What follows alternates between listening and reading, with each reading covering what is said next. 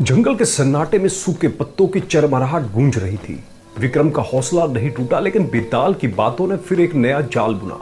वह बोला, राजन, किसी को बनाना और किसी को अपनाना, दोनों में बहुत फर्क है। अगर चार लोग मिलकर किसी एक चीज को बनाए तो उस पर असली हक किसका होगा?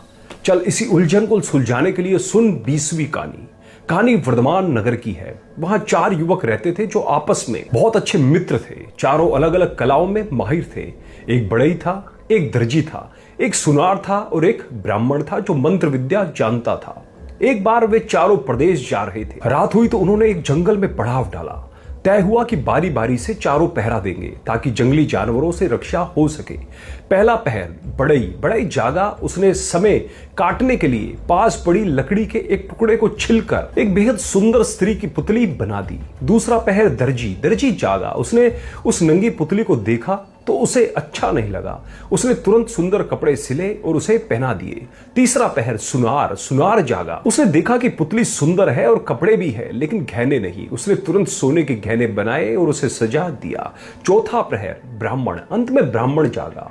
उसने इतनी सुंदर सजी धजी मूर्ति देखी। उसने सोचा, इसमें बस जान की कमी है। उसने मंत्र पढ़ा और उस पुतली में प्राण डाल दिए। पुतली तुरंत एक जीवित और अत्यंत सुंदर स्त्री बन गई। सुबह जब चारों उठे तो उस स्त्री को देखकर मोहित हो गए। बढ़ई बोला, इसे मैंने आकार दिया है, यह मेरी पत्नी है। दर्जी बोला, मैंने इसका तन ढका है, यह मेरी है। सुनार बोला, मैंने इसे सजाया है, यह मेरी है। और ब्राह्मण बोला, मैंने इसे जीवन दिया है, यह मेरी है। बेताल ने विक्रम की गर्दन पर अपनी पकड़ मजबूत की और पूछा, राजन, अब तू बता, शास्त्रों के अनुसार उस स्त्री का असली पति कौन होना चाहिए? वो जिसने शरीर बनाया, वो जिसने कपड़े दिए, वो जिसने गहने दिए, या फिर वो जिसने प्राण दिया? सोच समझकर जवाब देना, वरना तेरे सिर के टुकड़े हो जाएंगे।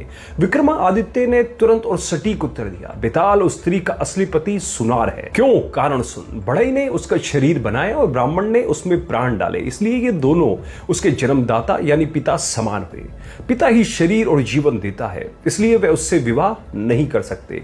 दर्जी ने उसे कपड़े दिए, अर्थात कपड़े पहनाकर उसकी लज्जा ढकी। लज्जा की रक्षा करना भाई या मामा का धर्म होता है, इसलिए वह भाई समान हुआ। लेकिन सुनार, उसने उसे गहने पहनाए, उसका श्रृंगार किया। और स्त्री को गहने पहनाना, उसे सजाना और उसका भरण पोषण करना पति का ही काम होता है, क्योंकि बाकी तीनों के रिश्ते पिता और भाई के बने। इसलिए केवल सुनार ही उसका असली पति कहलाने योग्य है। विक्रम का तर्क सुनते ही बेताल जोर से हंसा। वाह राजन, तूने रिश्तों की मर्यादा को सही पहचाना, लेकिन तू फिर बोला, इसलिए मैं चला। और बेताल हवा के झोंके के साथ उड़कर वापस उसी पेड़ की डाल पर जा लटका।